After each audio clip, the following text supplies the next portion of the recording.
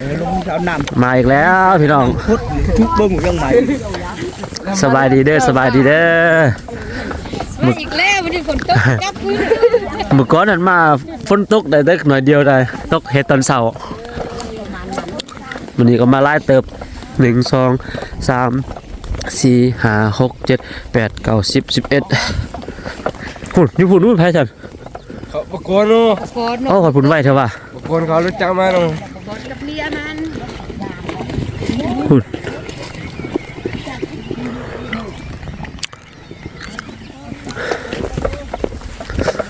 13 14 15 16 17 18 19 20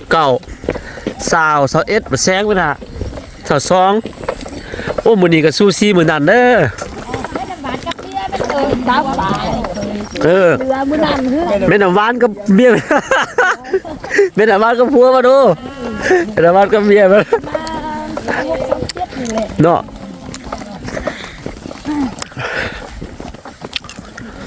ก็แล้วหลายเติบแล้วเบื้องนี้แล้วหมดแล้วแล้วก็แจขึ้นเมื่อนี่ตัวเทิงนี่ก็กว้างเลยแล้วตัวขาวๆนี่ก็แล้วอย่างตัวนี้นั่นแหละ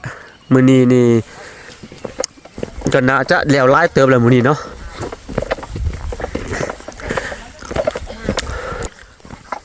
สุผมมีหลายคนถามครูคิวว่าสิปลูกสังสิปลูกอีหยังครูคิวว่าซั่นเอาเป็นความลับกัน ก็น้อยอนามัยแล้วเราสิได้สอกแรงงานมาขุดคลอง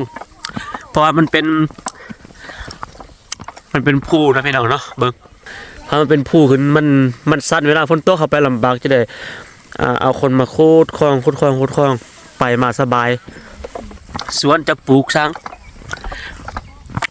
เดี๋ยวหอดมือมาค่อยมาเบิ่งนำกันพี่น้อง สิลองปลูกเบิ่งเนาะมันเป็นจังได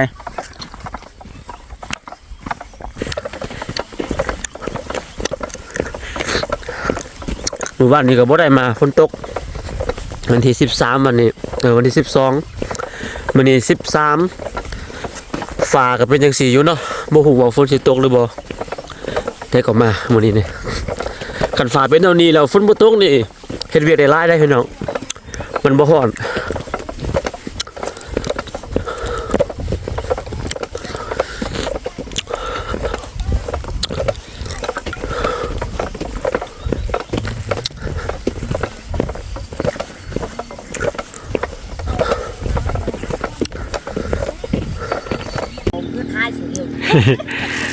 ก็อยากมาขอหัวได้นางเงาถึงเราสังเกตแล้วนี่ความเมื่อย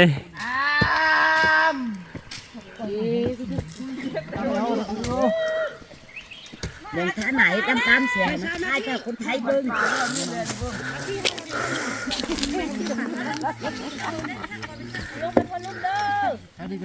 กูได้ไม่ละเทิงแล้วเมื่อกับเนื้อโอ้ไม่ตกมั้งเลย คนอยากเห็นตอนเฮ็ดเวียกนะพี่น้องก็จะประมาณนี้ละนี่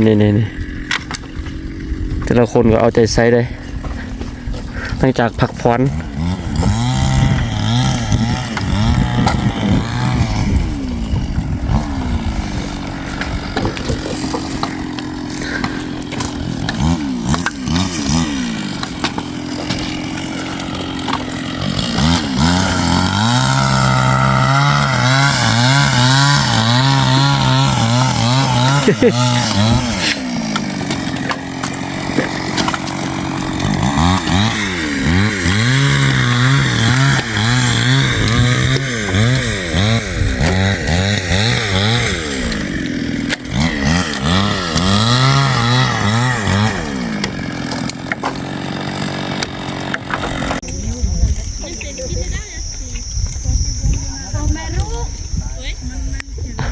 ในเวลากินข้าวแล้ว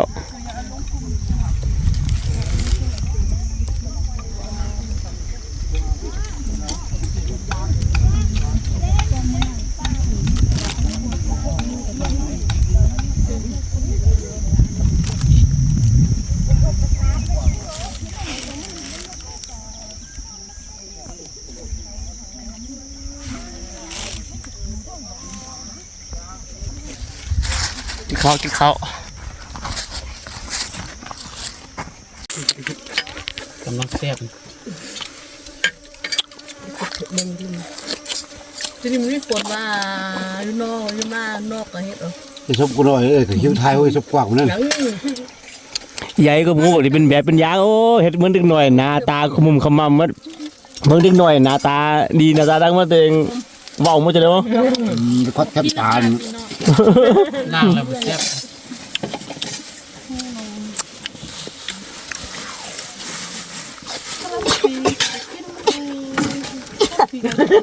แค่บ่ได้จะว่าจะนั่นก็ยังเคยจ่ายนี่เพื่อนบอกแกยังว่ามันนี่สิดินในถุงยางตีลุงมาสอนนี่ พี่น้องทางฝนตกมาเป็นจังซี่หมดเนาะโธ่ในวันนี้บ่นั้นสิเฮ็ดอันนั้นได้อพี่น้องสิเฮ็ดเฮือนไสสิเฮ็ดเถียงเนาะเฮ็ดตูบเฮ็ดกระต๊อบแต่ว่าจะเฮ็ดใหญ่นิดนึงตัวนี้นี่เฮ็ดพอเอาเครื่องเอาของไว้นั่นแหละไม้เสาตัวนี้นี่หนา15เซนเนาะยาว3เมตรก็มี3เมตรปลายก็มีวันนี้ก็จะมีไม้แป้นกันนะจะยังบ่ทันพอที่บ่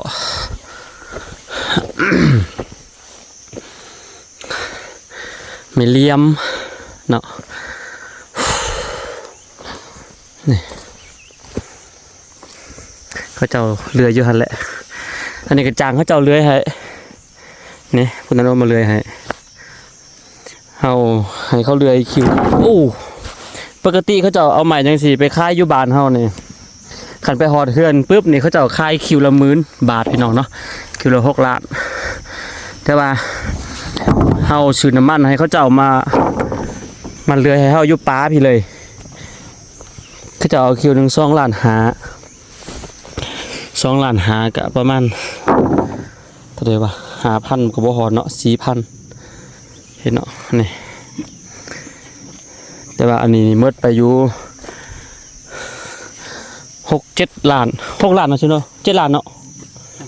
หมายถึงหมดเลยนี่เข้าใจให้ตัวเท่าไหร่ปะ ดูสมมุติกูได้มันเสื้อสิไล่กระจายอยู่มึงจ่ายเขาอยู่พุ่นกับปานก็อยู่พุ่นนะกูเลยบ่ ลืม เก็บต้นยาง แล้วจดไว้อยู่เพราะว่ามันมีใหม่มันได้อยู่2 คิวครึ่ง ตัวที่เครื่องนั้นขาด 2 คิวครึ่งคิวหนึงอยู่2 ล้านหา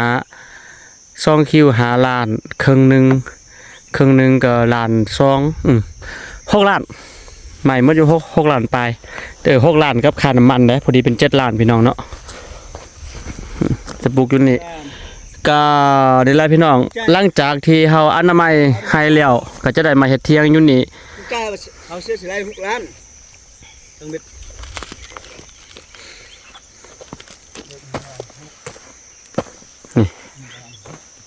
ก็ประมาณนั้นนี่นะพี่น้องเนาะทานได้วางๆมาช่วยได้เด้อมืออื่นมือฮือพุ่นละนั่นมาแปลงเที่ยงอยู่นี่ก็ได้มื้อนี้ยังอนามัยก่อนถ้ามื้อนี้แล้วคิดว่าบ่แล้วก็ยังหน่อยนึงเพราะว่าคนมื้อนี้หลายอยู่นี่หอยหันแล้วดิยังพุ่นลงไป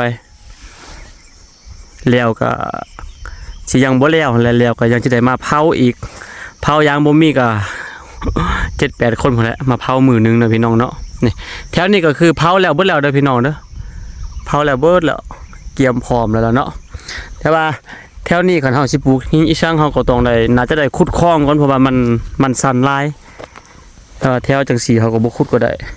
แถวขึ้นไปแนวนั้นเฮาก็ต้องได้ขุดนี่ได้ขุดอีกโอ้โธ่เที่ยงก็แผนไว้เฮ็ดอยู่นี่เนี่ยลังนึงอันนี้ลังใหญ่พอไว้เครื่องไว้คล้องแล้วก็อยู่แต่ละบอนเฮาก็น่าจะเฮ็ดไปอีก 2-3 ลังน้อยหั่นแหละพุ่นอยู่พุ่นก็ว่าสิเฮ็ดลังนึงอยู่ตัวนี้อยู่แถวเทิงก็ว่าเฮ็ดลังนึงแล้วก็อยู่ตัวนี้อยู่เทิงพุ่นก็เฮ็ดลังนึงเนาะเอาไว้สนแดดสนฝนอย่ามาสวนมาให้นี่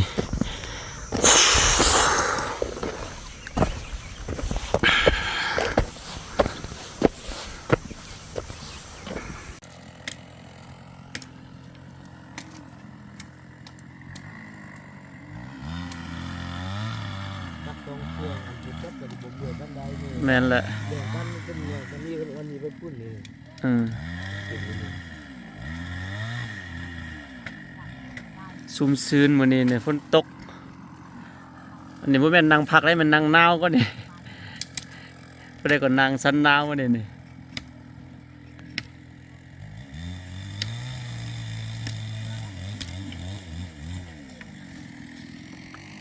ได้หลายมื้อนี้นี่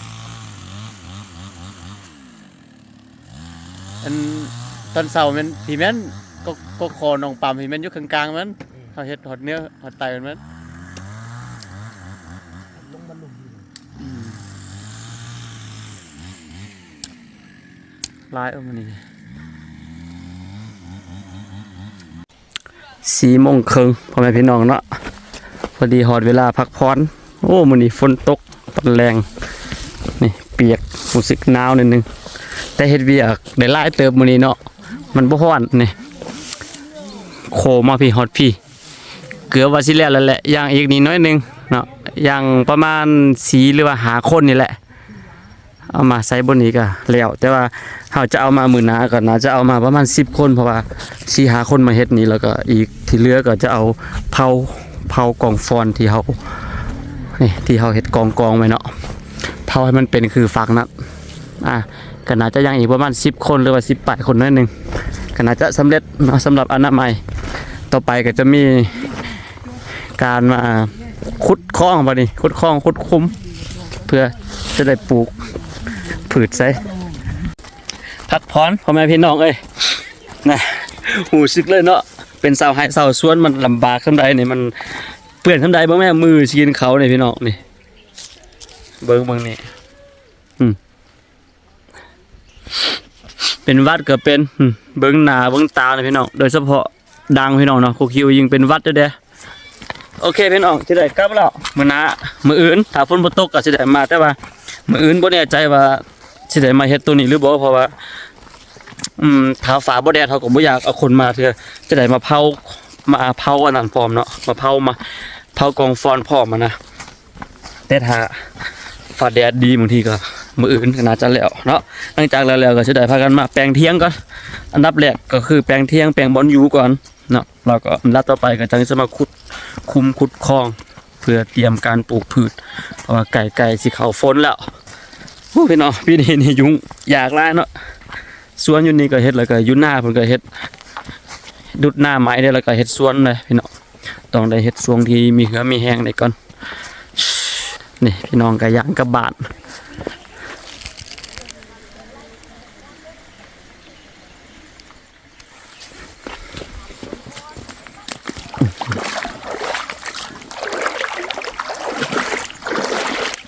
โอเคพี่น้องเราพบกันไหมสำหรับคลิปนี้ EP นี้ก็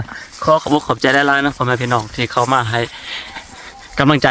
ที่คอยเป็นกำลังใจมาโดยตลอดขอให้ทุกคนทุกท่านจงอยู่ดีมีสุขอยู่ดีมีแรงเด้อเราพบกันสบายดี